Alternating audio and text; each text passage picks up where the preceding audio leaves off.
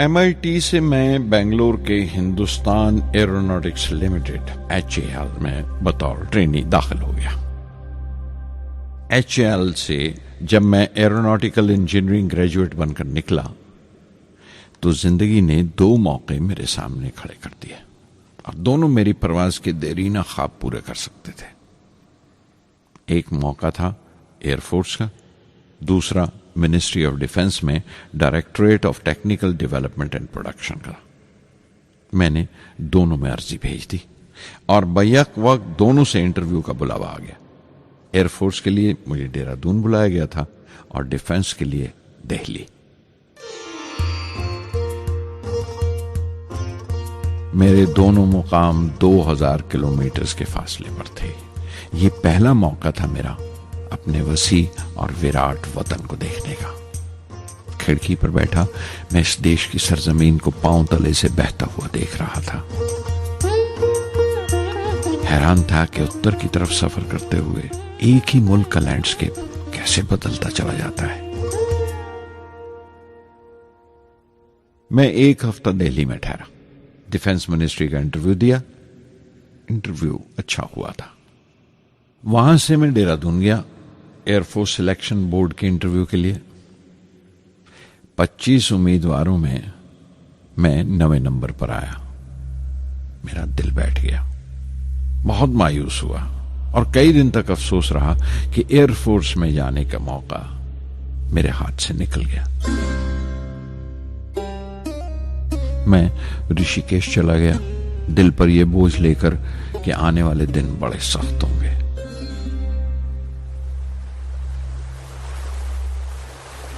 गंगा में स्नान किया और फिर चलता हुआ पास की पहाड़ी पर शिवानंद आश्रम तक पहुंच गया। स्वामी शिवानंद से भेंट हुई। देखने में बिल्कुल गौतम बुद्ध लगते थे। सफेद दूधिया धोती और पांव में लकड़ी की खड़ाऊ। उनकी बच्चों सी मासूम मुस्कान और सादा दिली देखकर बहुत प्रभावित हुआ मैंने बताया उन्हें कैसे मैं इंडियन एयरफोर्स में भर्ती होने से रह गया और मेरी कितनी शदीद ख्वाहिश थी आसमानों में उड़ने की, परवास करने की। वो मुस्कुरा दिए और बोले, ख्वाहिश अगर दिलो जान से निकली हो, वो पवित्र हो और उसमें शिद्दत हो, तो उसमें कमाल की एक इलेक्ट्रोमैग्नेटिक एनर्जी होती है, एक बरकी मकनातीसी ताकत होती है। दिमाग जब सोता है तो वो एनर्जी रात की खामोशी में बाहर निकल जाती है और सुबह कायनात ब्रह्मांड से सितारों की गति रफ्तार को अपने साथ समेटकर दिमाग में लौट आती है। इसीलिए जो सोचा है उसकी सृष्टि अवश्य है, वो तख्लीक होगा। तुम विश्वास करो इस अजली बंधन पर, इस वचन पर कि सूरज फिर लौटेगा, बाहर फिर से आएगी। मैं दिल्ली लौट आया। डिफेंस से अपना इंटरव्यू का नतीजा दरियाफ्त किया।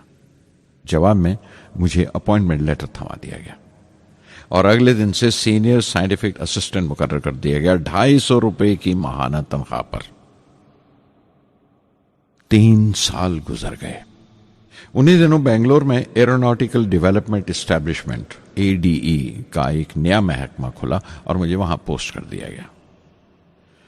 बेंगलोर कानपुर से बिल्कुल मुख्तलिफ शहर था। मैं अपने डायरेक्टरेट की पोस्टिंग का पहला साल वहां गुजार चुका था।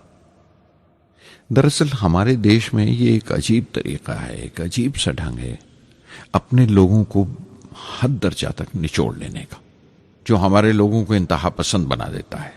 शायद इसलिए कि सदियों इस देश ने गैर मुल्की तहजीबों के जख्म भी खाए हैं और उन्हें अपने दामन में जगह भी दी है। अलग अलग हुक्मरानों से वफा करते करते हम अपनी हैसियत, अपनी यकताई खो बैठे हैं। बल्कि हमने एक और ही किस्म की खूबी पैदा कर ली है कि एक ही वक्त में रहमदिल भी हैं और बेरहम भी, हसास भी हैं और बेहिस भी। जितने गहरे हैं उतने ही सतही।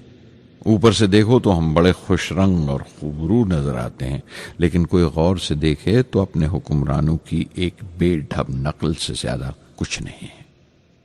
मैंने कानपुर में कल्ले में दबाए हुए पान वाले नवाब वाजिद अली शाह के नकलची बहुत देखे और बेंगलोर में फिरंगियों के अंदाज में कुत्ते की जंजीर थामे टहलते हुए साहिबों की कमी नहीं थी।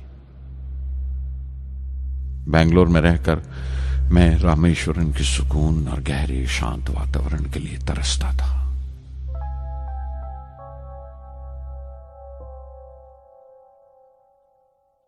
पहले साल तो एडी में कोई ज्यादा काम नहीं था।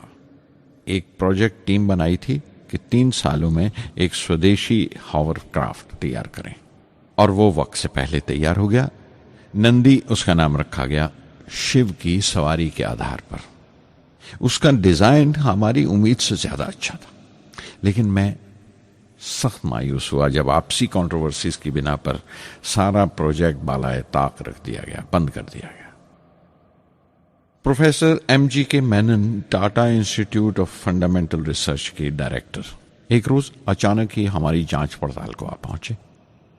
नंदी का जिक्र निकला। मुझसे पूछताछ करते हुए उन्होंने ख्वाहिश जाहिर की एक 10 मिनट की उड़ान के लिए। उसके 1 हफ्ता बाद की बात है। मुझे इनकोस्पार से बुलावा आ गया, the Indian committee for space research. मैं मुंबई चला गया रॉकेट इंजीनियर की पोस्ट के लिए इंटरव्यू देने। मेरा इंटरव्यू लेने वाले डॉक्टर विक्रम साराभाई और प्रोफेसर MG मेनन के अलावा मिस्टर सराफ थे, जो उस वक्त एटॉमिक एनर्जी कमीशन के डिप्यूटी सेक्रेटरी के ओहदे पर थे। डॉक्टर साराभाई की गर्मजोशी ने पहली ही मुलाकात में मेरा दिल मोह लिया। अगले ही दिन मुझे खबर मिल गई कि मैं चुन लिया गया। मुझे इनकोस्पार में रॉकेट इंजीनियर की हैसियत से शामिल कर लिया गया था। सन 1962 के देरीना हिस्से में कहीं इनकोस्पार ने थुम्बा में इक्वेटोरियल रॉकेट लॉन्चिंग स्टेशन बनाने का फैसला किया। थुम्बा केरला में त्रिवेंद्रम से परे एक दूर दराज के ऊंगते से गांव का नाम है। हिंदुस्तान में यह मॉडर्न रॉकेट बेस्ड रिसर्च की एक दबी सी इब्तदा थी, हल्की सी शुरुआत। उसके फौरन बाद ही मुझे 6 माह के लिए अमेरिका भेज दिया गया, नासा में रॉकेट लॉन्चिंग की ट्रेनिंग के लिए। जाने से पहले मैं थोड़ा सा वक्त निकालकर रामेश्वरम गया। मेरे अब्बा मेरी इस कामयाबी के लिए बहुत खुश हुए और मुझे उसी मस्जिद में ले जाकर शुक्राने की नमाज अदा की।